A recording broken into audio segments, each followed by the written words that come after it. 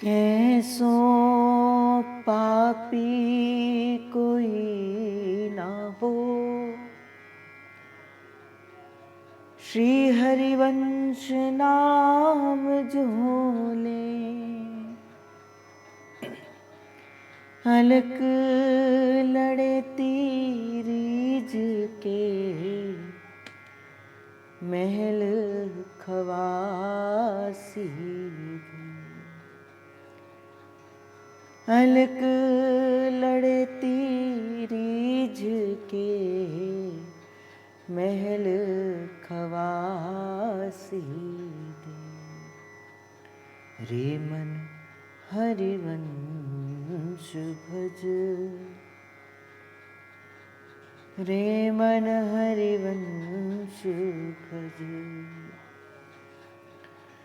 रे मन हरिवंश रट, रे मन हरिवंश रट। जिस प्रकार कल यहां से निवेदन किया गया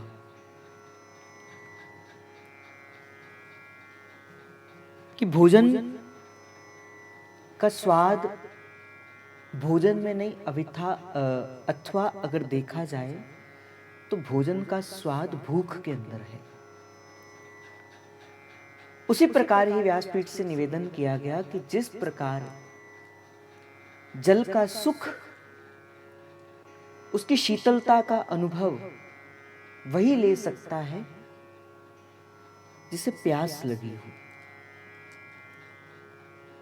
उसी प्रकार ही भगवत मिलन का सुख वही ले सकता है, वही जीव भगवत मिलन के उस प्रेम से उन्मत्त हो सकता है जिसके जीवन के अंदर प्रभु से मिलने की इच्छा है, जिसके हृदय के अंदर वो इच्छा बलवती हो गई, जिसके हृदय के अंदर वो इच्छा जागृत हो गई। कल हरिवंश महाप्रभु ने इसी इच्छा को जागृत करने के कोई कारण बताए, कोई माध्यम बताए, कोई तरीके बताए जिसके द्वारा जीव के हृदय के अंदर भगवत मिलन की इच्छा प्रकट होती है। नवधा भक्ति के अंदर भी प्रभु जब शबरी मैया के पास जाते हैं उस समय प्रभु भी कहते हैं, कहे रघुपति सुनु भामिनी बाता, मानहु एक भगति को नाता। देखो, विचार करो, जब प्रभु श्री राम उस दंडकारण्य की धरती के अंदर गए, अनेक ऋषि मुनि वहां पे तप कर रहे थे। कोई भजन कर रहे थे, कोई साधन कर रहे थे, कोई दान कर रहे थे, कोई यज्ञ कर रहे थे, कोई माला कर रहे थे, कोई कुछ कर रहा था, कोई कुछ कर रहा था। किंतु प्रभु किसी के घर के अंदर नहीं गए, किसी के आश्रम के अंदर नहीं गए, और जाना तो बड़ी दूर की बात है, प्रभु ने देखा तक नहीं। और चलते चलते प्रभु कहां गए? उस शबरी मैया की वो पावन सी वो कुटिया के अंदर गए। और कहते हैं कि जब गए प्रभु, और केवल गए नहीं, इस समय प्रभु वनवासी वेश के अंदर हैं। वनवास का चोला प्रभु ने धारण किया हुआ है। किसी के घर जाने की आज्ञा नहीं, किंतु प्रभु ने वो नियम तोड़ा। प्रभु किसी के घर नहीं गए, यहां तक कि सुग्रीव के राज्य के अंदर नहीं गए, सुग्रीव के राज्य के अंदर नहीं गए, और भी किसी के घर नहीं गए, किंतु प्रभु किसकी कुटिया के अंदर गए? माता शबरी की कुटिया के अंदर गए। प्रभु ने पहला नियम तोड़ा। दूसरा, सन्यास का एक नियम होता है, आप किसी से अपना संबंध नहीं बना सकते। यहां तक कि सन्यास के अंदर तो संबंधों से त्याग किया जाता है, किंतु प्रभु ने यहां पर माता शबरी को भामिनी कहकर संबोधित किया। भामिनी का अर्थ था बहन, अर्थात प्रभु ने अपना संबंध बनाया। और उस संबंध को बनाकर प्रभु श्री राम ने माता शबरी से कहा कि हे माता शबरी, हे बहन शबरी, मैं तुझे अपने सार की सार बात कहता हूं। कहे रघुपति सुन भामिनी बात। हे मेरी बात, भगवान ने कहा कि हे मेरी बहन, तू मेरी बात को बड़े ध्यान से सुनना। मानहु एक भगति करनाता। मैं सिर्फ भक्ति के नाते को करता हूं, भक्ति के नाते को मैं मान कर चलता हूं। देखो विचार करो, शबरी की जात भी वैसी नहीं थी। अधम ते अधम नीच में नारी,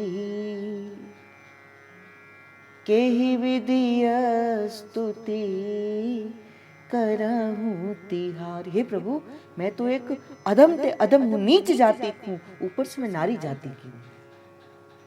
प्रभु मैं किस प्रकार से आपके भक्तों को, कहते ना, ना जाने किस गुण पर ये दयानिधि रीझ जाते हैं।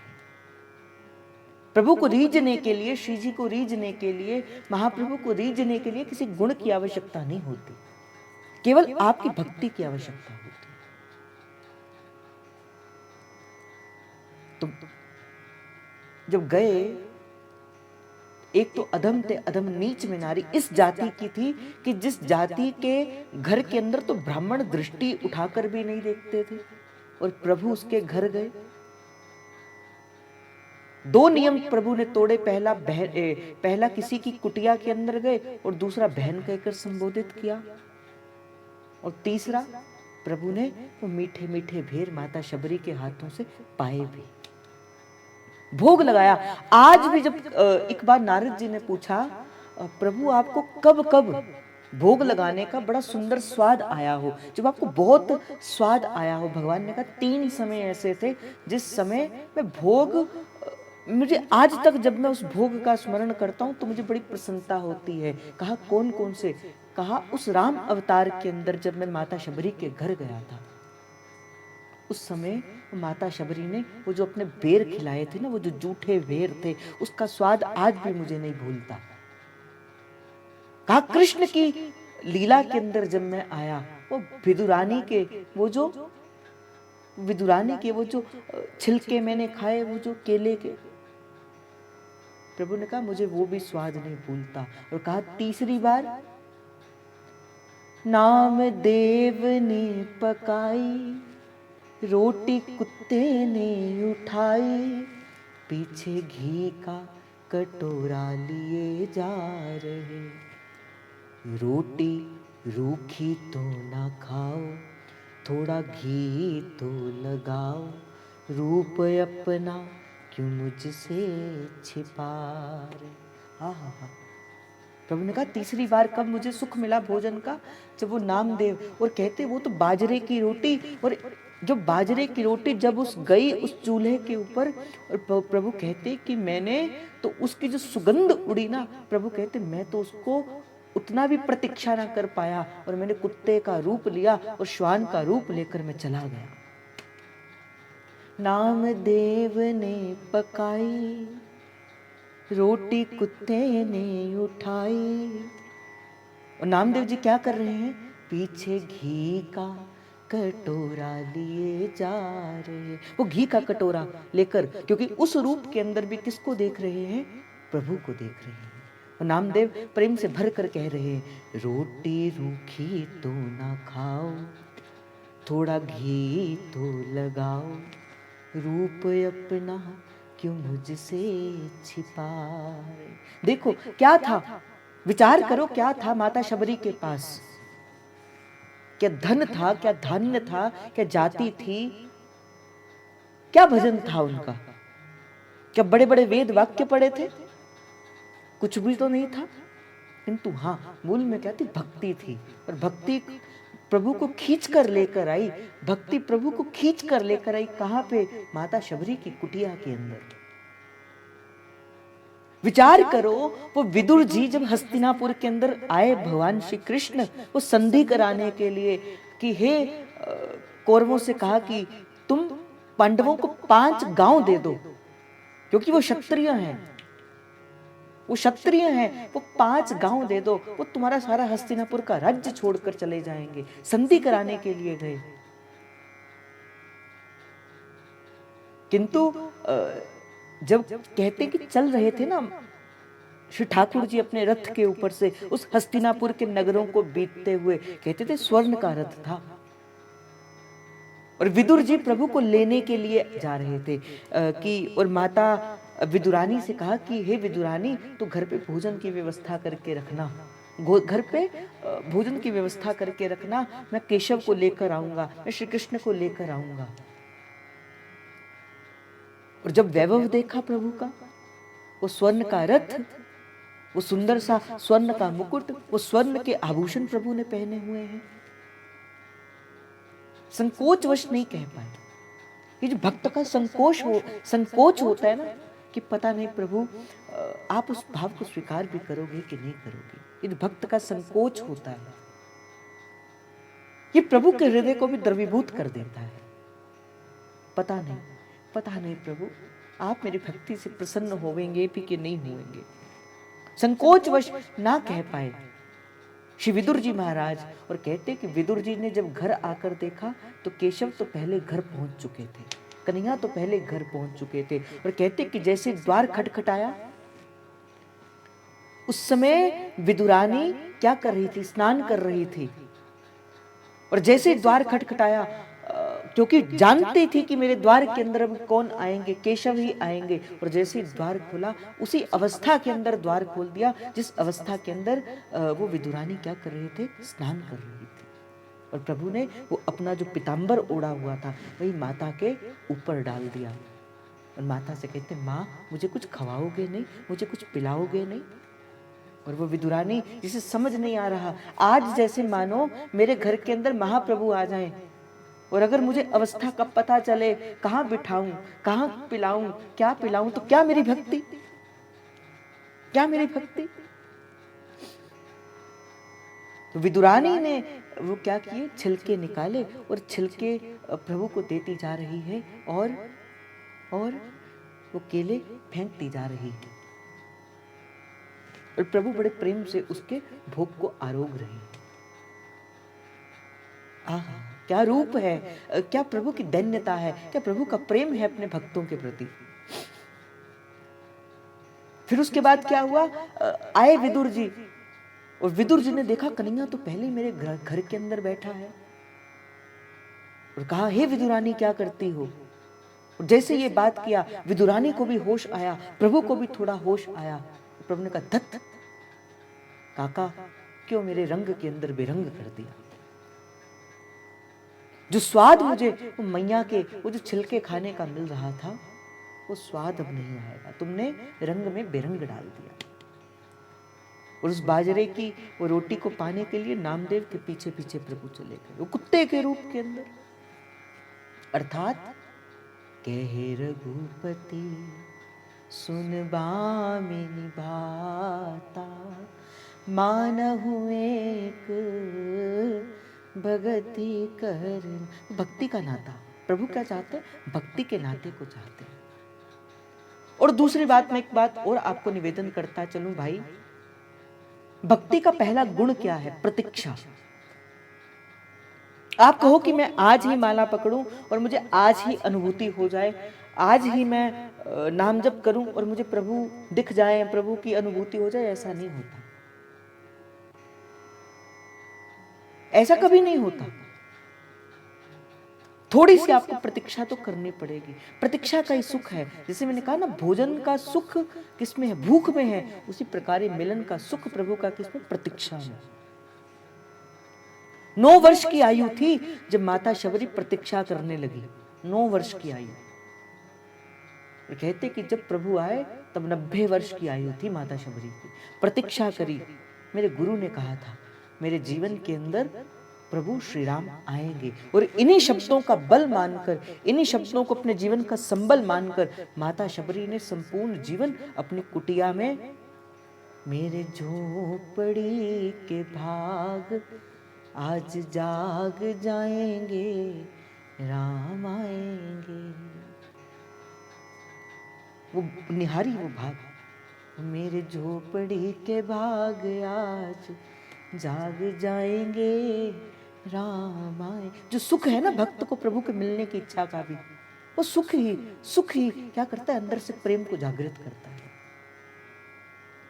शबरी ने क्या माना, वो एक शब्द को माना अपने गुरु की, और आपके गुरु तो आपसे भर भर कर कहते हैं, और एक बार नहीं अनेकों बार कहा है, बेटा ये श्री हरिवंश नाम जप लो, ये राधा नाम जप लो। जो जीव राधा नाम और श्री हरिवंश नाम जपता है, सत्य कहता हूं उसे भगवत प्राप्ति होनी निश्चित है। आप अपने गुरु के शब्द पर भरोसा नहीं रखते, भरोसा नहीं।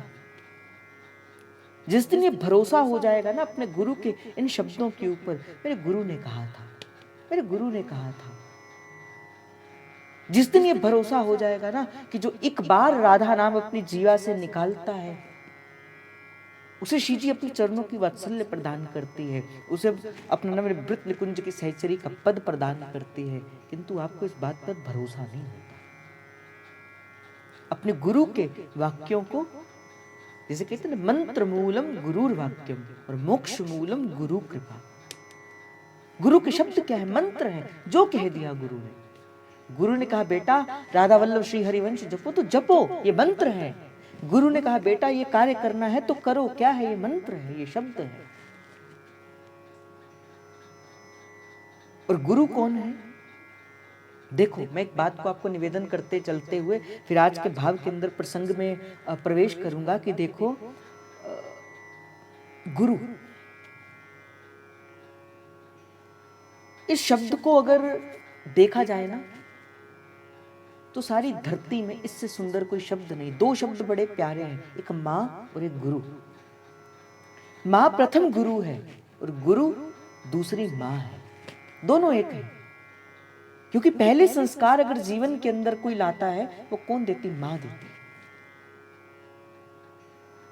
एक जन्म आपको माता देती है और एक जन्म आपको गुरु देता है।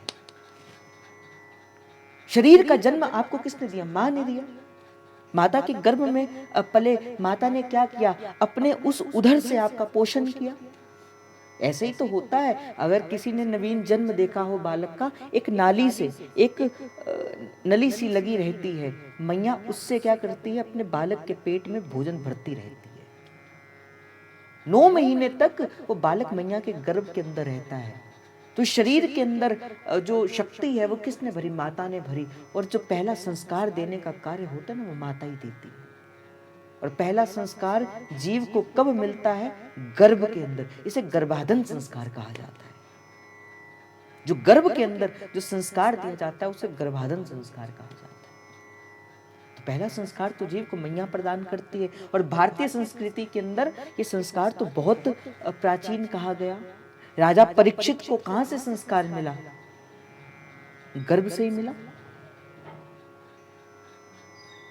वो अर्जुन के पुत्र को कहां से संस्कार मिला, गर्भ से ही तो मिला। तो गर्भ के अंदर भी संस्कार होता है। तो मैंने कहा मां क्या होती, पहली गुरु होती है जो संसार के अंदर लाती है, और गुरु क्या होते हैं, दूसरी मां होती है। एक जन्म आपको गुरु मैया देती है और एक जन्म आपको गुरु देता है। और जिस प्रकार मां अपना पोषण से, अपने पोषण से आपको पोषित करती है, गुरु भी अपने नाम की कमाई से आपको क्या करता है, वो नाम देकर आपका नवीन जन्म कर देता है। आपका एक नवीन जन्म हो जाता है। और एक बात मैं आपको और निवेदन करते चलूं, जब मां जन्म देती है, आपका कुल, आपका गोत्र, आपकी जाति, आपका सर्वस्व क्या होता है, जो जिस कुल के अंदर उस माता का विवाह हुआ है, वो कुल, वो जाति, वो गोत्र सब आपको लगता है। अर्थात जैसे मेरा जन्म हुआ तो मुझे कौन सी जाति लगेगी, जो मेरे पिता की जाति होगी।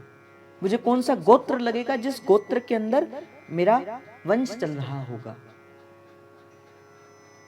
किंतु जिस दिन गुरु आपको इस हरिवंश नाम की दीक्षा दे देता है, उस दिन आपकी जाति भी श्री हरिवंश, आपका कुल भी श्री हरिवंश, आपका गोत्र भी श्री हरिवंश और आपका वर्ण भी श्री हरिवंश। यहाँ जाति कुल नहीं विचार, कौन सूतम कौन गवार, सार भजन हरिवंश को। यहाँ पर और किसी को नहीं, तुम ब्राह्मण हो, तुम क्षत्रिय हो, तुम वैश्य हो, तुम शूद्र हो, तुम ये हो, तुम वो हो, नहीं देखा जाता। यहाँ पे क्या देखा जाता है?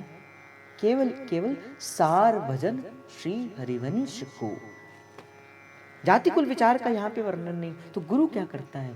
आपको इस हरिवंश नाम की दीक्षा देकर महाप्रभु का, और जिस दिन आपकी दीक्षा हो जाती है, जिस दिन आपकी दीक्षा हो जाती है, आप जिस दिन श्री जी की कृपा से दीक्षित हो जाते हो, 2 प्रकार के कुल, मैंने एक भी दिन आपको निवेदन किया था, आप महाप्रभु के नाद कुल के वंशज हो जाते हो।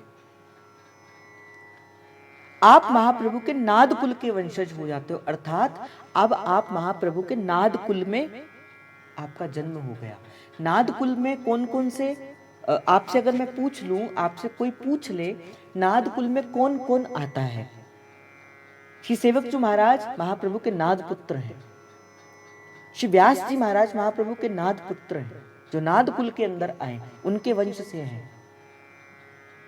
श्री ध्रुवदास जी महाराज, श्री चाचा वृंदावन दास जी महाराज, ये सारे क्या है? महाप्रभु के नाद कुल के हैं। हमारे बाबा केली कुंज वाले, ये महाप्रभु के नाद कुल के हैं। परम पूजनीय श्री किशोरी शरण अली जी महाराज नाद कुल के हैं। हमारे जय जय सरकार नाद कुल के हैं। रसिक पद रेणु स्वामी श्री हरिदास जी महाराज नाद कुल के हैं। और आचार्य कुल के, बिंदु कुल के कौन है? श्री वनचंद्र महाप्रभु जी, श्री कृष्णचंद्र जी, श्री गोपीनाथ जी, श्री दामोदर चंद्र जी, श्री ललिता चरण गोस्वामी जी, अभी जो इस समय विराजमान है श्री अधिकारी जी महाराज, श्री मोहित मराल गोस्वामी जी महाराज, श्री त्रादेश लाल गोस्वामी जी महाराज, श्री सूरज लाल गोस्वामी जी महाराज, ये क्या है? ये महाप्रभु के बिंदु कुल के हैं। तो आपसे अगर मैं कहूं ना, अब आप किस कुल से हो? अब आप महाप्रभु के कुल से हो। आप मत बताया करो किसी को, किसी अब मैं ब्राह्मण हूं, मेरे माता पिता वो नहीं, आपके माता पिता श्री हरिवंश हैं। मैंने कहा ना, एक भरोसा रखो, कल जैसे कहा गया था, अनन्यता रखो इस बात के ऊपर। मेरे गुरुदेव ने मुझे श्री आचार्य की शरणागति में कर रख दिया। और एक बात मैं आपको और निवेदन करता हूं, जिस दिन किसी जीव की प्रभु से मिलने की इच्छा प्रकट होती है, जिस दिन जीव कहता है अब मुझे बड़ा समय हो गया प्रभु से भटके हुए, अब मुझे प्रभु से मिलना है, उसके जीवन के अंदर प्रभु किसी न किसी समर्थ गुरु को भेज देते हैं। अगर मैं आपसे कहूं कि जीवन के अंदर गुरु का आना सबसे विशेष घटना है, तो इसमें कोई अतिशयोक्ति नहीं होगी। हमारे जीवन के अंदर गुरु का आना, मुझे लगता है इस संसार की सबसे अद्भुत घटना है। अद्भुत घटना है कि हमारे जीवन के अंदर गुरु आए हैं, हमारे जीवन के अंदर आचार्य का आगमन हुआ है। देखो, प्रभु से गुरु मिलाता है, बड़े ध्यान से इस बात को सुनना। प्रभु से गुरु मिलाता है, और प्रभु से मिलने की इच्छा गुरु से मिलाती है। पुनः अपने शब्दों को यहां पर रख दूं, प्रभु से गुरु मिलाता है, गुरु है जो प्रभु तक मिला देगा। प्रभु से गुरु मिलाता है, और गुरु से प्रभु के मिलने की इच्छा गुरु से मिलाती है। मुझे इच्छा है प्रभु से मिलने की, मुझे इच्छा है वो राधा वल्लभ लाल जी के उस परम दर्शन को करने की। जिस दिन ये इच्छा आपके हृदय के अंदर जागृत हो जाएगी, आपके जीवन के अंदर सतत गुरु आ जाएगा। आपको गुरु को ढूंढने की आवश्यकता नहीं पड़ेगी। गुरु ढूंढा नहीं जाता भाई, गुरु तो स्वतः चल कर आता है, गुरु तो स्वयं चल के आता है, चाहे किसी भी माध्यम से आए, गुरु तो खुद चलकर आता है। और एक बात मैं आपको और निवेदन करता हुआ चलूं भाई, गुरु माने शिष्य ना हुई, गुरु के मानने से शिष्य नहीं होता, अपितु शिष्य माने गुरु हुई। जिस दिन शिष्य ये कहता है ये मेरे गुरु हैं, मैं इनमें अपने गुरु का भाव देखती हूं और इनके चरणों के अंदर मैं अपनी आत्मा को समर्पित कर देती हूं, जिस दिन ये भाव आपका अपने गुरु के चरणों के प्रति समर्पित हो जाएगा, उस दिन देखना, उसी दिन से आपकी दीक्षा की लीला प्रारंभ हो जाएगी। इसीलिए इस बात पे मत किया करो, जैसे कई जन होते हैं, पता नहीं हमारी दीक्षा होगी कि नहीं होगी, हम उनको गुरु मानते हैं। मानते क्या भाई, जिस दिन से तुमने मान लिया, वस्तुतः अगर देखा जाए दीक्षा तो आपकी उसी दिन होगी जिस दिन आपके हृदय ने अपने गुरु को स्वीकार कर लिया। अब तो मात्र एक औपचारिकता है कि वो एक मंत्र लेना है। समर्पण का नाम दीक्षा होता है भाई, कोई मंत्र लेने का नाम दीक्षा नहीं होता, मन देने का नाम दीक्षा होता है। आजकल तो लोग कहते हैं लो हमसे मंत्र, लो हमसे मंत्र, बड़े बड़े पंडाल लगाते हैं, बोले लो हमसे मंत्र, लो हमसे मंत्र। नहीं, इसे दीक्षा नहीं कहा जाता, इसे दीक्षा की पद्धति नहीं कहा जाती। जहां मन समर्पित ही ना हो, काहे की दीक्षा भाई? मन का समर्पण दीक्षा कहा जाता है। इसीलिए मैं आपसे कहता हूं, अगर जिनकी दीक्षा हुई है वो तो श्री जी की बड़ी कृपा है, उन पर तो वो तो अपने मंत्र क्या निष्ठा पूर्वक जप करे। और जिनकी दीक्षा नहीं हुई है, जिनकी दीक्षा नहीं हुई है, वो अभी से ही अपना गुरु भाव जिस सदगुरुदेव भगवान में रखते हैं उन पे गुरु भाव करके उनके मुख से नाम कोई भी श्रवण कर लो, किसी भी प्रकार का श्रवण कर लो और अपनी यात्रा का प्रारंभ कर दो। क्यों व्यर्थ में करते हो, क्यों समय करते हो? पता नहीं अगला समय आपके लिए है कि नहीं है, अगला श्वास भी है कि नहीं है, तो क्यों बिना गुरु के रहना है? भाई आपको तो गुरु का समर्पण ही गुरु तक मिलाता है। और खास करके मेरी इस परिपाटी के अंदर तो ऐसे ही भाव चलता है, यही भक्ति है भाई। मैंने कहा ना, गुरु माने शिष्य ना हुई। जरूरी नहीं कि गुरु मंत्र देगा तभी शिष्य। एकलव्य की कथा तो सारे जानते हैं। द्रोणाचार्य ने अर्जुन को सिखाई धनुर्विद्या, एकलव्य को नहीं सिखाई, किंतु गुरु को माना, गुरु की मूर्ति बनाई और मूर्ति बनाकर नित्य प्रति उस गुरु की मूर्ति के आगे वंदन करते और धनुर्विद्या का अभ्यास करते और कहते कि अर्जुन से बड़े धनुर्धर बन गए। बस यही है भाई, ये है सत्य। सत्यता का आधार ये है। गुरु को ढूंढने नहीं जाते, गुरु तो स्वयं आता है। और दीक्षा, अनेक विधियां कही गई दीक्षा की। नजर से दीक्षा होती है, इसे दृष्टि की दीक्षा कहा जाता है। स्पर्श से दीक्षा होती है।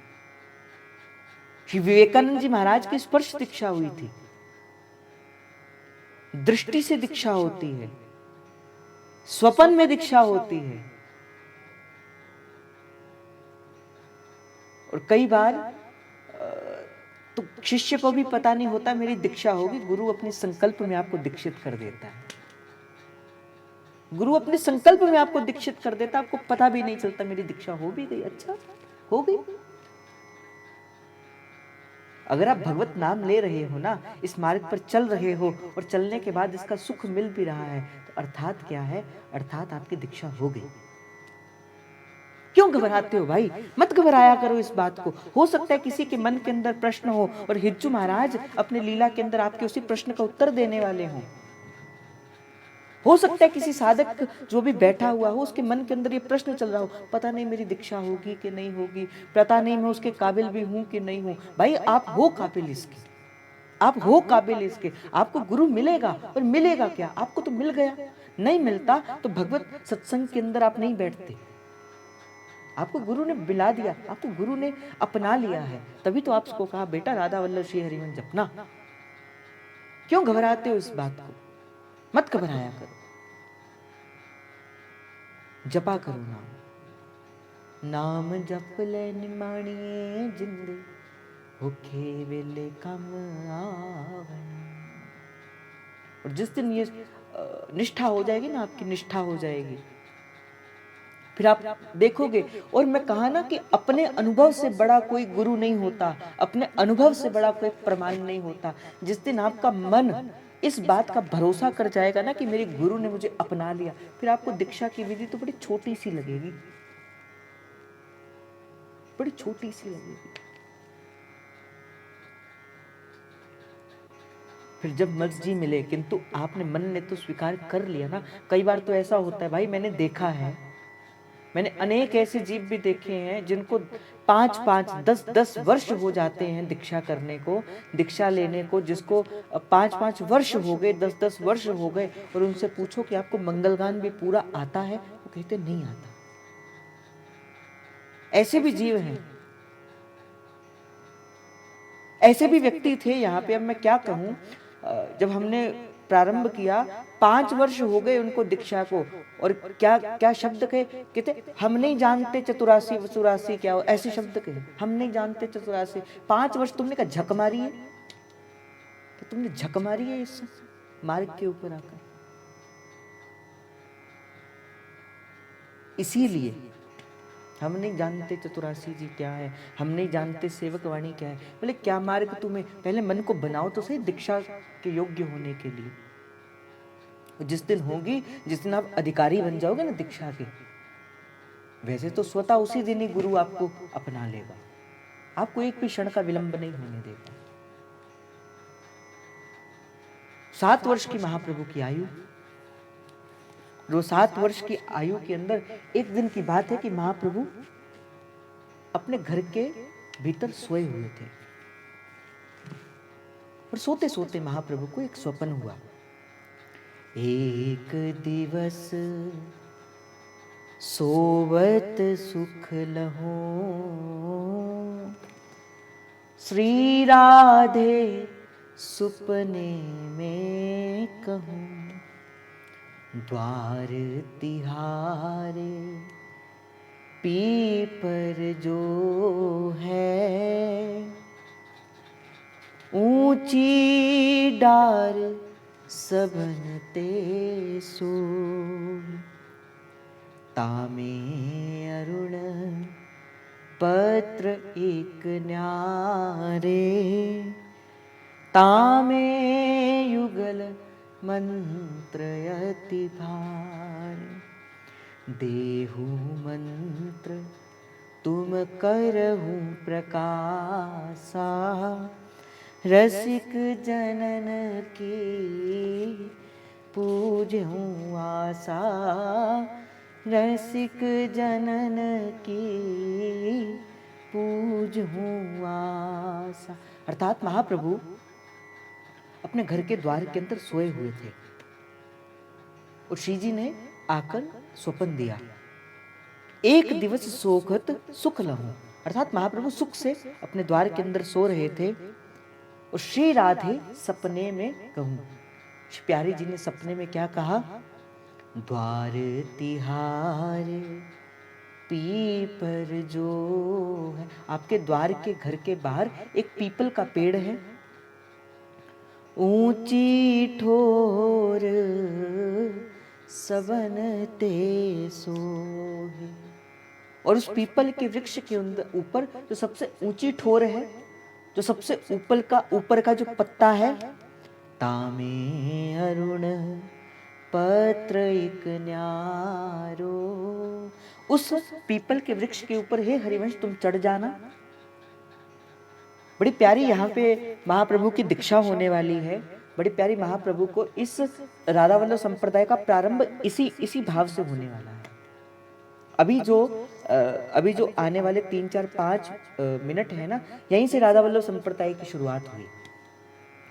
तामे अरुण पत्र एक न्यारो, तामे युगल मंत्र है भारो। हे हरिवंश, उस पीपल के वृक्ष के सबसे ऊपर डाल पर चढ़ जाना, वहां तुम्हें एक क्या मिलेगा, एक ताम्र पत्र का एक अरुण पत्र मिलेगा। उस पत्र के ऊपर एक मंत्र लिखा होगा, जिसे युगल मंत्र कहा जाता है। देहु मंत्र तुम करहु प्रकाश, रसिक जनन की पूजहूँ आस। ये कहकर महाप्रभु श्री स्वामी ने जो अंतर्ध्यान हो गए। सुबह की भोर की वेला थी, 4 और 5 का समय होगा। महाप्रभु घर के आंगन के बाहर आए। महाप्रभु ने सोचा कि ये ऐसे ही एक छोटा सा स्वप्न है, एक छोटा सा स्वप्न है, किंतु महाप्रभु को समझ नहीं आ रहा कि अब क्या करें। कहते कि उस समय स्वामिनी जी ने प्रत्यक्ष रूप के अंदर श्री देवबन के अंदर शिव महाप्रभु को दर्शन दिए और महाप्रभु से आज्ञा करी कि हे हित हरिवंश, हे हरिवंश, जो मैंने तुमसे कहा था, जो स्वप्न के अंदर मैंने तुम्हें आज्ञा दी थी, वो सत्य है, सत्य है, सत्य है। इस पीपल के वृक्ष के ऊपर तुम चले जाओ, इस पीपल के ऊपर वृक्ष के अंदर जाके तुम्हें एक अरुण पत्र मिलेगा। उस अरुण पत्र के अंदर एक युगल मंत्र है जो मेरे और मेरे प्रियतम का मंत्र है। तुम उसे लो और उसे पढ़कर अपने हृदय के अंदर धारण कर लो, और इस मंत्र को तुम सारे जगत के अंदर प्रकाश करना। और जो जो जीव इस नवनिवृत्त निकुंज के इस भाव को धारण कर सकता है, जिस जीव को तुम मेरे इस नवनिवृत्त निकुंज की यात्रा को पहुंचाना चाहते हो, हे हरिवंश, तुम उसे क्या करना, ये मंत्र दे। रसिक जनन की पूज हो। और ये कहते कि जैसे ही महाप्रभु श्री हरिवंश महाराज ने इस वाक्य को देखा, अब श्री जी ने आज्ञा करी थी स्वप्न के अंदर, और अब तो स्वप्न के बाद प्रत्यक्ष रूप से श्री महाप्रभु को दर्शन देकर आज्ञा करी। उसी समय महाप्रभु कहाँ गए, उस पीपल के वृक्ष के ऊपर चले गए। 7 वर्ष की महाप्रभु की आयु, और पीपल के वृक्ष के ऊपर चले गए। और जैसे पीपल के वृक्ष के ऊपर गए, महाप्रभु ने देखा एक अरुण पत्र क्या वहां पर चमक रहा था। अरुण पत्र को लिया, उसके ऊपर युगल मंत्र था। ये वही युगल मंत्र है जो आज श्री राधा वल्लभ संप्रदाय के अंदर निज मंत्र के रूप के अंदर दिया जाता है। अर्थात श्री महाप्रभु श्री हरिवंश महाराज को मंत्र किसने प्रदान किया, श्री स्वामिनी जी ने प्रदान किया। श्री स्वामिनी जी हरिवंश महाप्रभु की गुरु हैं। राधा रानी जी महाराज की, श्री सद्गुरुदेव भगवान की जय, हरिवंश महाप्रभु की जय, श्री निज मंत्र की जय, श्री युगल मंत्र की जय, श्री निज मंत्र की जय, श्री राधा वल्लभ लाल की जय। महाप्रभु की दीक्षा हुई है। श्री स्वामिनी जी महाराज ने श्री महाप्रभु को दीक्षित किया है। और जैसे ही महाप्रभु की दीक्षा हुई, कहते कि ये निज मंत्र का ये प्रभाव है, जिस साधक को श्री जी की कृपा से ये निज मंत्र का दान मिलता है, उसके जीवन के अंदर फिर ऐसी ऐसी अनुभूतियां होती हैं, उसके जीवन के सारे द्वार खुल जाते हैं, उसके जीवन के मन के सारे कपट खुल जाते हैं, और भगवत का रूप, वो भगवत रूप जो है उसके हृदय के अंदर सदा ही अलंकृत हो जाता है। कितना भी शुष्क हृदय ही क्यों ना हो, कितना भी कठोर हृदय ही क्यों ना हो, कितना भी वो पत्थर सा श्वान सा हृदय भी क्यों ना हो, निज मंत्र का प्रभाव उसे क्या कर देता है। निज मंत्र के प्रभाव से प्रिया प्रियतम के उस युगल रस महल की, वो जो नित्य महल की, वो जो आभा है, वो जो केली है, उसके हृदय कुंज के अंदर वो क्रीड़ा प्रारंभ हो जाती है। निज मंत्र का प्रभाव है। निज मंत्र जब आप बैठे हो, मानो अभी निज मंत्र मैंने जपना शुरू किया, निज मंत्र के प्रभाव से मेरे शरीर के अंदर कंपन प्रारंभ हो जाएगी, मेरा शरीर कांपना प्रारंभ हो जाएगा, और कंपन प्रारंभ करते करते कई बार मेरी आंखों से अश्रुधारा प्रवाहित होनी शुरू हो जाएगी। ये निज मंत्र का प्रभाव है। अर्थात क्यों, अगर कोई मुझसे पूछे क्यों रो रहे हो, क्यों तुम्हारी आंखों से ये अश्रुधारा प्रवाहित हो रही है, कोई कुछ नहीं जानता। अपनी आंखों से अश्रुधारा निकलती जा रही है, आंखों से आंसू निकलते जा रहे हैं। कभी प्यारी हो प्यारी, आ जाओ आ जाओ, ऐसे मन के अंदर तड़प हो रही है। कभी कभी चलते चलते कभी दीवारों से बात कर रहा है, कभी प्रिया प्रियतम से बात कर रहा है, और दिव्यता की अनुभूति। मानो कई बार बैठे हैं, निज मंत्र का जप किया, देखा वो जिस कक्ष के अंदर जीव बैठा है, अनेक सुगंध वहां पर कोटि कोटि, जैसे मानो केवड़े के कोटि कोटि इत्र जैसे किसी ने उस कक्ष के अंदर गिरा दी। और आंख बंद करके श्यामा श्याम श्यामा श्याम श्यामा श्याम श्यामा श्याम, ऐसा ये निज मंत्र का प्रभाव है। और निज मंत्र के प्रभाव से जीव अगर चाहे, अगर वो निज मंत्र के प्रभाव से अगर अपने जीव के अंदर अगर उस निज मंत्र को धारण कर ले, वो प्रिया और प्रियतम से प्रत्यक्ष युगल विग्रह के अंदर बात भी कर सकता है। वो चित्रपट से वो अपने मन की बात कह भी सकता है, और प्यारी जी के शब्दों को सुन भी सकता है।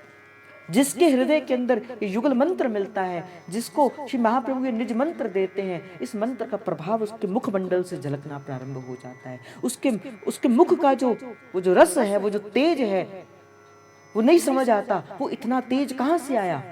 कहां से आया वो तेज? वो तेज उस जीव का नहीं है, वो तेज उस जीव के अंदर वो जो जुगल मंत्र है, वो जो निज मंत्र है, वो जो चमक रहा है ना, यही यही है। ये जो निज मंत्र उसे मिला, बस ये निज मंत्र ही है जो क्या करता है उनके अंदर। वो जो आप देखो बाबा की मुखमंडल की ओर देखो, कैसे चमकता है, मानो कोटि कोटि सूर्य को वो लज्जित कर दे, ऐसा मुखमंडल है। हमारे जय जय के श्रीमुख को देख लो, कैसे उनका जय जय का श्रीमुख ऐसे ऐसे बड़े से बड़े चांद को भी, बड़े से बड़े सूर्य को भी लज्जित कर दे। क्या है वो? उनका अपना तप है? अपना तप नहीं है, वो निज मंत्र का प्रभाव है। ये निज मंत्र का प्रभाव है। महाप्रभु ने आज भी इस परिपाटी के अंदर जब कोई रसिक हृदय रसिकों के पास जाकर कहते हैं कि हे प्रभु, इस निज मंत्र का मुझे दान दे दो। और एक बात मैं आपको कह दूं, जिसको श्री जी की कृपा से एक बात मैं आपको और कहता हुआ चलूंगा, भाई ये निज मंत्र ऐसा है, ये शेरनी का दूध है। हर कोई इसे पचा नहीं सकता, हर कोई इसे संभाल नहीं सकता। इस निज मंत्र के प्रभाव से ये सारे वेद शास्त्र स्वतः ही आपके अंदर आ जाएंगे। स्वतः ही आपकी वाणी के अंदर ये सारे वेद शास्त्रों की भाव आ जाएगी। स्वतः ही आपकी वाणी के अंदर सारे वेद शास्त्र अपना स्फुरण देना प्रारंभ कर देंगे। आपने पढ़ा है या नहीं पढ़ा है, वो शब्द अपने आप ही आना प्रारंभ कर देंगे। अपने आप ही लीला का चिंतन होना प्रारंभ हो जाएगा। अपने आप ही वाणी गानी प्रारंभ हो जाएगी। अपने आप ही वाणी के अंदर शब्द आने प्रारंभ हो जाएंगे। अपने आप ही आंख बंद किया और आंख बंद करके निज मंत्र को गाना शुरू किया, प्रिया प्रियतम हिलोरे लेते हुए आपको दिखना प्रारंभ हो जाएंगे। ये निज मंत्र का प्रभाव है। और निज मंत्र का प्रभाव है, कोई आपके सामने टिक नहीं सकता, कोई आपके सामने टिक नहीं सकता। ये जो कोई कहते हैं ना हमें भूत प्रेतों ने पकड़ लिया, हमें ऐसा हो गया, हमें वैसा हो गया, निज मंत्र के जीव के दर्शन करने मात्र से, जिसको निज मिला होता है उसके दर्शन करने मात्र से ये भूत प्रेत की योनियां तो वैसे ही निकल जाती है। अनेक बार हुआ, श्री चतुर्भुज दास जी के रूप के अंदर अनेक अनेक जो ऐसे जीव थे, उन्होंने चतुर्भुज दास जी के रूप के दर्शन किए, उनके चरणोदक लिया और भगवत प्राप्त हो गए। गंगा यमुना भाई के जीवन के अंदर घटना आती है कि गंगा यमुना भाई के जीवन के अंदर वो प्रेत, वो मनोहर दास रूपी जो प्रेत था, जो उनका चाचा भी लगता था, वो किस प्रकार वो भगवत प्राप्ति कर गया। निज मंत्र का प्रभाव है। निज मंत्र जिसके जीव के अंदर होता है, वो ब्रह्मादिक भी उनको श्री चरणों की धूलि अपने मस्तक पर धारण करते हैं। ऐसा निज मंत्र का प्रभाव है। किंतु ये निज मंत्र हर एक जीव का अधिकारी नहीं है। इसका जिसकी शरणागति श्री जी के चरणों पर हो जाती है, जो श्री जी के चरणों पर शरणागत हो जाता है, अब स्वामी जी आपसे कुछ नहीं चाहिए, उसे गुरु कृपा करता है, फिर निज मंत्र का दान देता है। आज भी इस संप्रदाय के अंदर जो निज मंत्र दिया जाता है वो वही है। तामे अरुण पत्र एक न्यारो, तामे युगल मंत्र है भारो। इसलिए निज मंत्र श्री जी कृपा करे, पहले शरणागत मंत्र को जपो और इतना जपो, इतना जपो, इतना जपो, ये शरणागत मंत्र आपके हृदय का श्रृंगार बन जाए। अब तो सोते जागते जो शरणागति का मंत्र मिला है, उस मंत्र को आप लेते रहो। एक बात मैं आपको और निवेदन करते चलूं, सेवक जी महाराज कहते हैं, चार अक्षर प्रति चारु है, चार नाम को सार, श्री हरिवंश नाम निज मंत्र है, दंपति प्राणाधार। देखो मैंने आपको कहा, यहाँ पे श्री स्वामिनी जी ने कहा, तामे अरुण पत्र इक न्यारो, तामे युगल मंत्र है भारो। तामे युगल मंत्र है भारो, अर्थात इतना तो मैं आपको संकेत दे दूं, ये जो निज मंत्र है ये युगल मंत्र है, ये युगल मंत्र है। आप देखो ह अक्षर के अंदर कौन है? ह अक्षर में हरि बसे और रामे राधा नाम। हरि और राधा, प्रिया और प्रियतम, राधा और वल्लभ, राधा और रमण, अर्थात हो गया ना युगल मंत्र। बोलो हुआ युगल मंत्र कि नहीं हुआ? और सेवक जी महाराज ने इसको प्रमाणिक कर दिया। नाम उजागर मंत्र है भाई, जिसको नहीं मिला निज मंत्र, कोई बात नहीं, मेरी बात पर भरोसा मानकर, मेरी बात पर भरोसा मानकर आज कहो। आज मैं यहाँ पे एक बात आपको कहता हूँ भाई, हरिवंश नाम निज मंत्र है, दंपति प्राणाधार। दंपति के प्राणाधार है। अपनी यात्रा का प्रारंभ करो इसी निज मंत्र मानकर, अपनी यात्रा का प्रारंभ करो।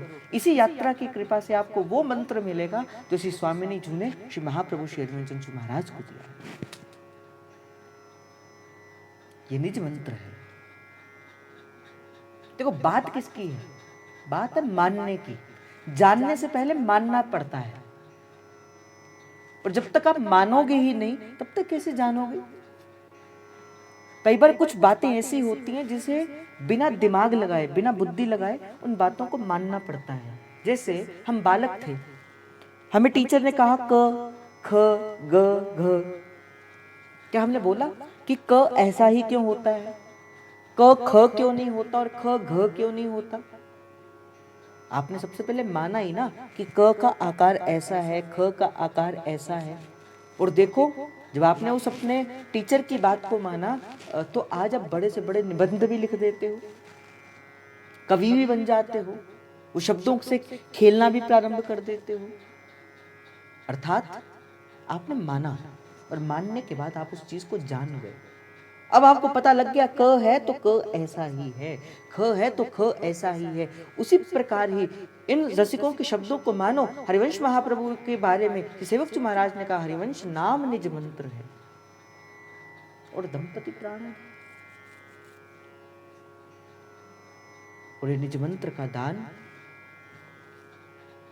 अपनी यात्रा का प्रारंभ करो, हरिवंश नाम को अपने जीवन का श्रृंगार बनाओ। इसीलिए मैंने आपको ये हरिवंश नाम का संकल्प दिया था। इसलिए मैं आपसे कहता था भाई जपो श्री हरिवंश नाम, जपो श्री हरिवंश नाम। किंतु वही बात है ना, हम प्रामाणिक नहीं हैं, है ना। आप मेरी बात को साधारणता में यहां से कहता हूं, आप मेरी बात को मानते नहीं हो।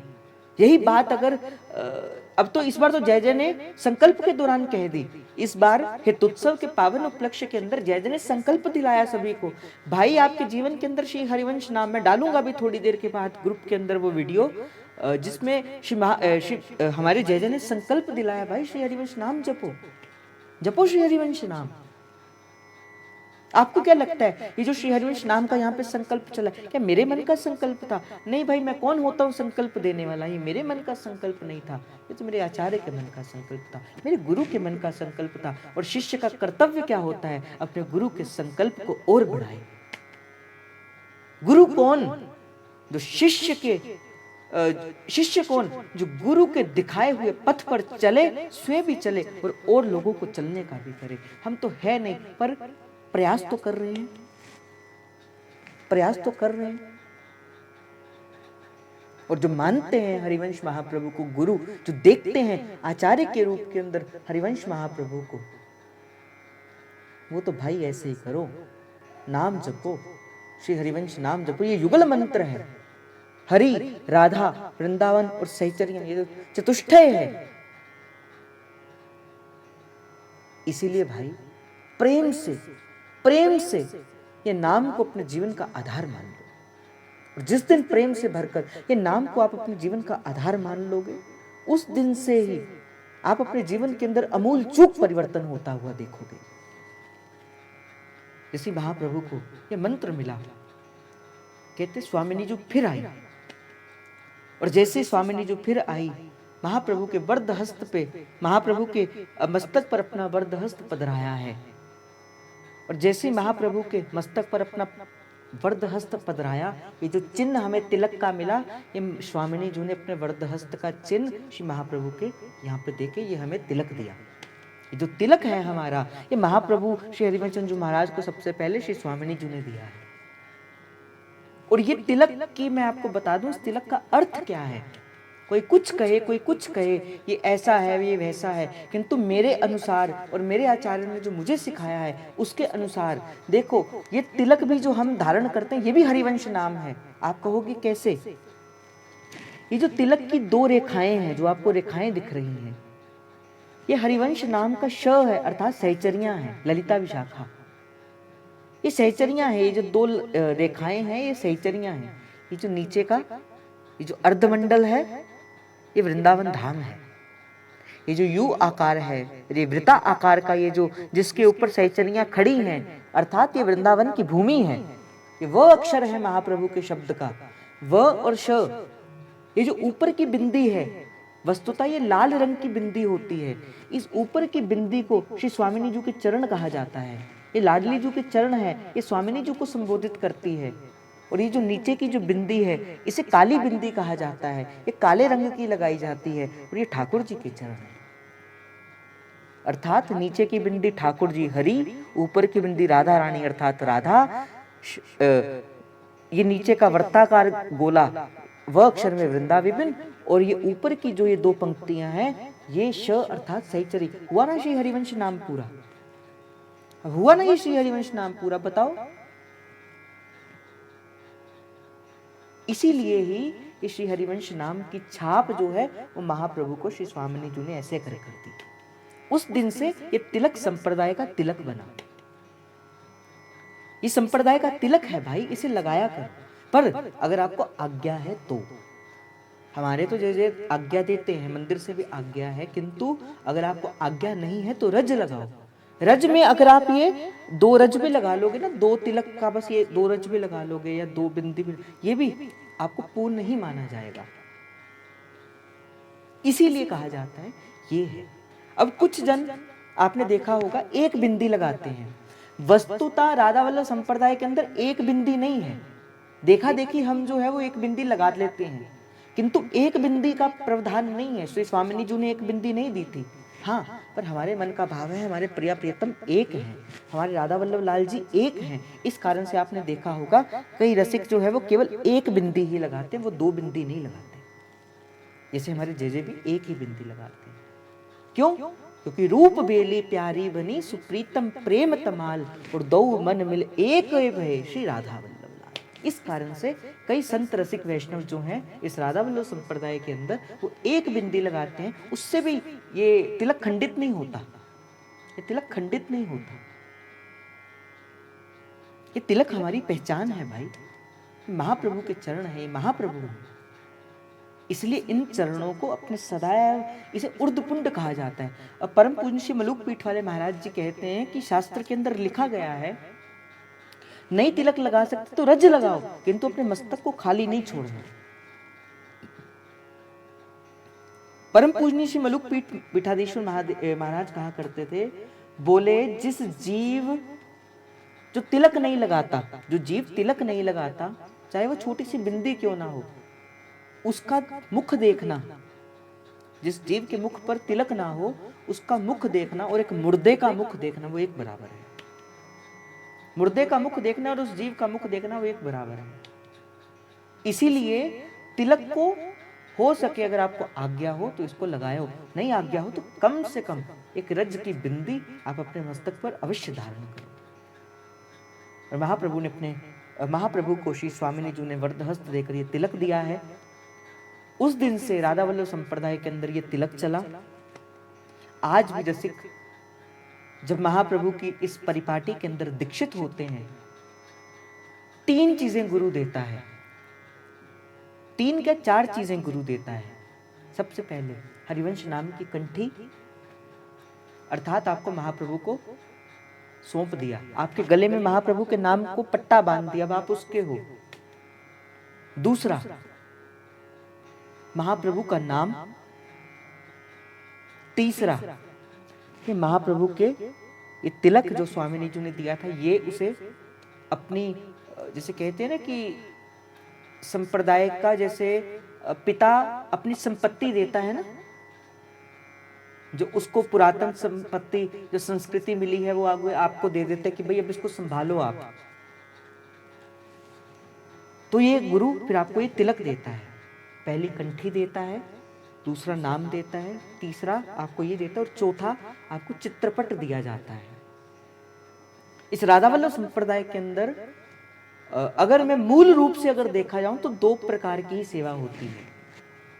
अगर मूल रूप से अगर इसके संविधान के अनुसार, इसकी परिपाटी के अनुसार अगर मैं आपको बताऊं, राधा वल्लभ संप्रदाय के अंदर केवल चित्रपट और नाम सेवा ही होती है। पर हाँ, अगर आपका मन युगल सेवा की ओर केंद्रित है तो आप कर सकते हो, किंतु अगर जो रसिकों ने जो बनाया वो नाम सेवा और युगल सेवा होती है।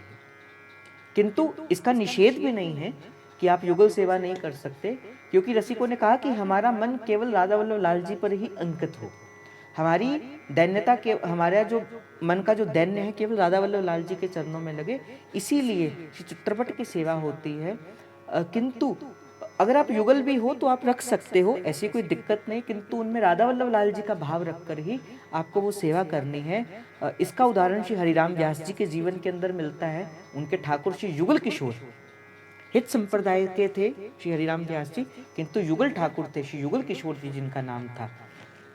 परम पूजनीय श्री हित श्री चतुर्वेद दास जी महाराज जिनके ठाकुर जी मुरलीधर जी महाराज थे, वो भी थे। तो ऐसा भी नहीं है कि आप नहीं रख सकते, या आपसे कहूँ भाई तो आपके घर पे श्री युगल हैं और आपको कोई होता है आजकल ना बड़ा ऐसा चला है, क्योंकि मुझे पता है कि हमारे साथ हुआ था कि किसी ने युगल लिया और किसी ने कह दिया बोले बहा दो इनको यमुना जी के अंदर, हमारे तो यहाँ पे चित्रपट की सेवा होती है। भाई ऐसी बात नहीं है, भटकाओ मत किसी को, भटकने की बात नहीं है, भटकाओ मत।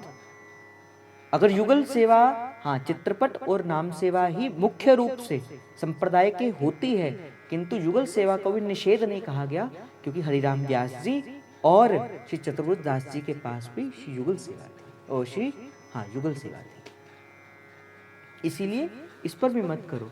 हमारे रसिक पद रेणु स्वामी श्री दास जी महाराज के पास भी युगल सेवा थी, अभी केली कुंज के अंदर भी युगल सेवा है, तो इसीलिए इसका निषेध नहीं है, किंतु हो सके तो चित्रपट सेवा करो, चित्रपट सेवा के बाद युगल सेवा को प्रवेश करो, तो ये भी आप चला सकते हो। तो महाप्रभु ने निज मंत्र श्री स्वामिनी जी ने दिया, महाप्रभु को तिलक दिया श्री स्वामिनी जी ने। इसके बाद श्री महाप्रभु को श्री स्वामिनी जी ने पहला शब्द क्या कह के संबोधित किया, हे हरिवंश, आज से सारा संसार आपको केवल हरिवंश के नाम से नहीं जानेगा, आपको जानेगा हित हरिवंश। जय जय श्रीत हरिवंश। उस दिन से श्री स्वामिनी जी ने महाप्रभु को हित शब्द की छाप दी, हित शब्द की छाप दी। और उस दिन से महाप्रभु के बारे में रसिकों ने कहा, हित छाप दियो हित लाडली, हित छाप दियो हित लाडली। और उस समय श्री स्वामिनी जी ने कहा, आज से सारा संसार आपको हित के नाम से जानेगा, अर्थात सारा संसार आपको हित के नाम से जानेगा। इसीलिए इस राधा वल्लभ संप्रदाय को भी हित संप्रदाय भी कहा जाता है। कुछ स्थानों के अंदर आपको हित की छाप लगे भी मिलेगी। इस संप्रदाय के अंदर जो आपको कुछ रसिक मिलेंगे, उनके नाम के आगे हित की छाप, जैसे डॉक्टर हो, अब डॉक्टर की पढ़ाई करे तो उसके नाम के आगे DR डॉक्टर लगता है, कोई इंजीनियर है उसके नाम के आगे ER लगता है। उसी प्रकार ही जो संप्रदाय के जो अपने जन हैं उनके नाम के आगे हित लगता है। किंतु एक बात मैं आपको निवेदन करते चलूं, ये हित नाम को, हित शब्द को अपने नाम के आगे लगाने के अधिकारी हर एक जीव नहीं होता।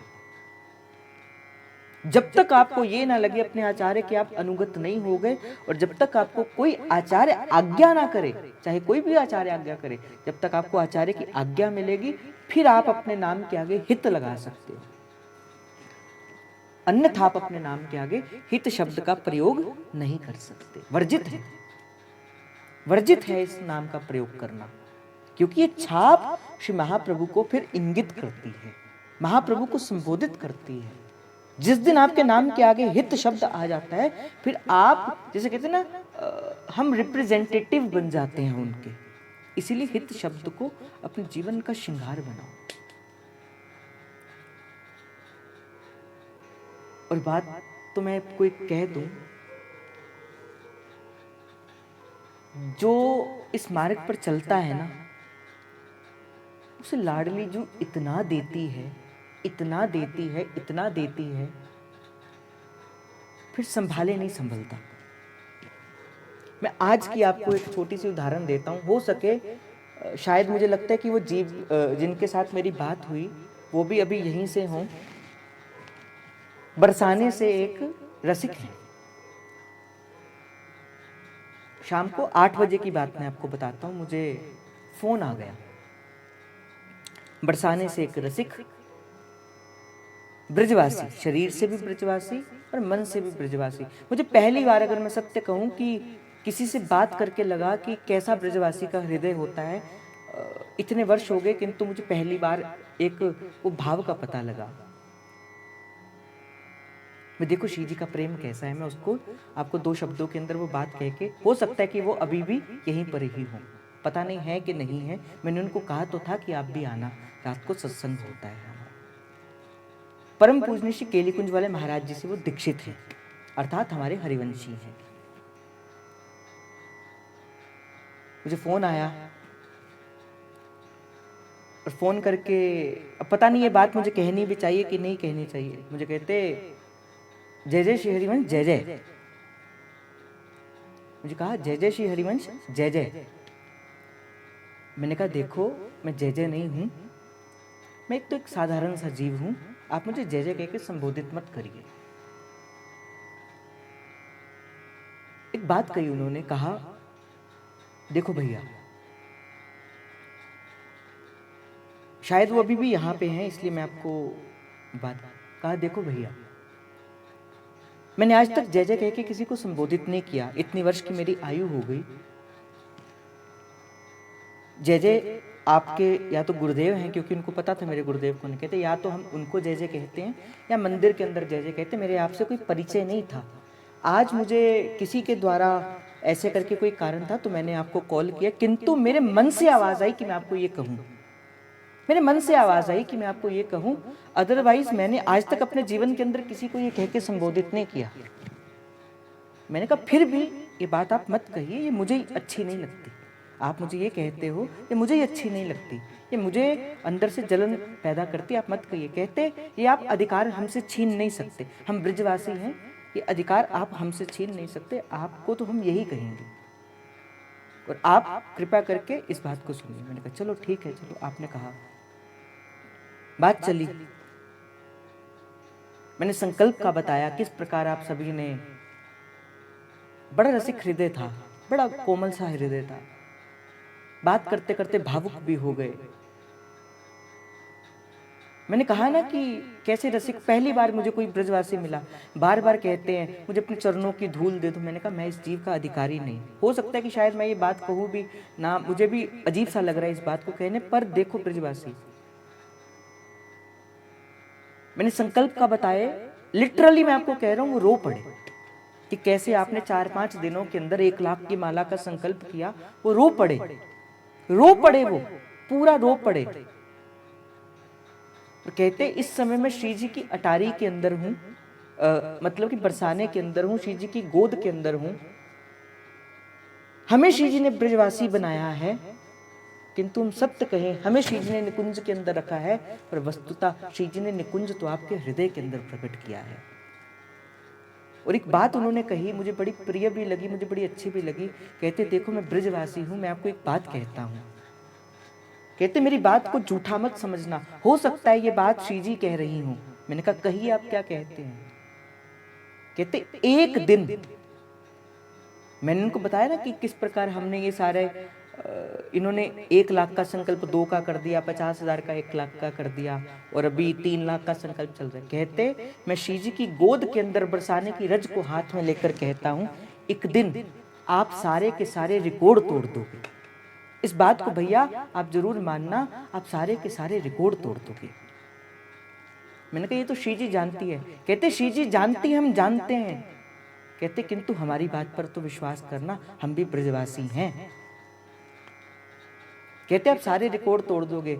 मुझे पहले तो थोड़ा सा ऐसे ही लगा कि पता नहीं कैसे तोड़ेंगे, पर जब मैंने आप सभी का विचार किया, मैं सत्य कहता हूँ, श्री जी मेरे सन्मुख हैं, जय जय मेरे पास बैठे हैं, पर जब मैंने आप सभी का विचार किया, मैंने कहा ये सत्य ही तो कह रहे हैं, कोई झूठ तो कह नहीं रहे। कहते मैं श्री जी की प्रेरणा से कह रहा हूं, आपको लगता होगा कि मैं ऐसे, और सच में उनकी बोलन से ऐसा लग रहा था, जब वो बोलते बोलते रो पड़ते थे ना, मुझे ऐसा लगता था कि मानो श्री जी ही इतनी करुणामय, इतना करुणा, उनका जो उद्बोधन था, बाबा से दीक्षित थे और निज मंत्र उनको दीक्षित शायद मिला हुआ था कि नहीं मिला था ये तो नहीं मैं जानता।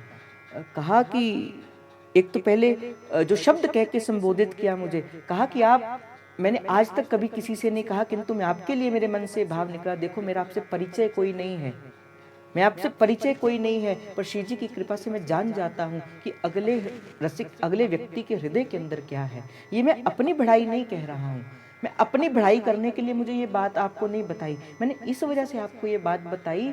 देखो मात्र भाई, अभी तो मुझे 10 महीने ही हुए हैं ये श्री जी की सेवा में ऐसे आते हुए, वैसे तो चलो काफ़ी वर्ष हो गए, किंतु 10 महीने ही हुए हैं अभी इस सेवा के अंदर थोड़ा सा चलते हुए, और मेरे गुरुदेव ने तो अपना नाम तक दे दिया, मेरे जय जय ने तो अपना नाम तक दे दिया, और क्या चाहिए भाई। ब्रजवासी बालक ने अपना लिया, और जिन्होंने ब्रजवासियों ने कह दिया, बोले ब्रजवासी ने कह दिया, अर्थात श्री जी को मानना पड़ेगा, श्री जी को भी मानना पड़ेगा। कहते आप, मैं आपको कहते लिख कर देने को तैयार हूं, एक ब्रजवासी बालक रज को हाथ में लेकर कहता है, आप बड़ी दूर तक जाएंगे, आप सारे रिकॉर्ड तोड़ देंगे, और कहकर वो रो दिए।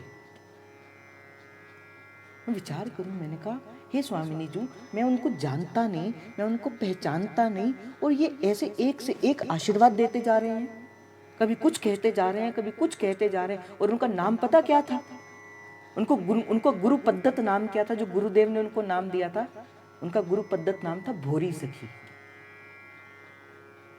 उनको गुरुदेव का जो दिया हुआ नाम था उनका भोरी सखी, वो बरसाना से। और बड़ी प्यारी बात कही, कहा भैया आप तो बरसाना के अंदर आपका अपना घर है, आप जब मर्जी आना, और बरसाना के अंदर रहना, श्री जी की गोद में रहना। तो मैंने विचार किया, भाई तो मैंने तो सच्चा सच्चा चला भी नहीं, तो श्री जी ने इतना दे दिया, अगर भाई मैं सचमुच चल पड़ूं तो श्री जी क्या नहीं देंगी, श्री जी क्या नहीं देंगी। मैं कई बार विचार करता हूं भाई, पता नहीं चल भी, मैं सच कहूं, कल मेरी हालत, चलो आज का भाव पहले समर्पित कर दें, फिर मैं आपसे अपने मन की बात कहता हूँ। तो महाप्रभु को दीक्षा मिली, और महाप्रभु को निज मंत्र का दान मिला, महाप्रभु को निज मंत्र दिया है, स्वामिनी जी ने तिलक दिया, हित की छाप दी। आज भी संसार के अंदर ये मंत्र दिया जाता है कि हित की तिलक की छाप दी जाती है, और हित को अंकित जो है वो छाप को दिया जाता है। तो आज का भाव श्री जी के चरणों में समर्पित करते हुए आप सभी के हृदयस्थ प्रेम प्रभु को, हित प्रभु को, जय जय श्री हरिवंश, जय जय श्री हरिवंश, जय जय श्री हरिवंश।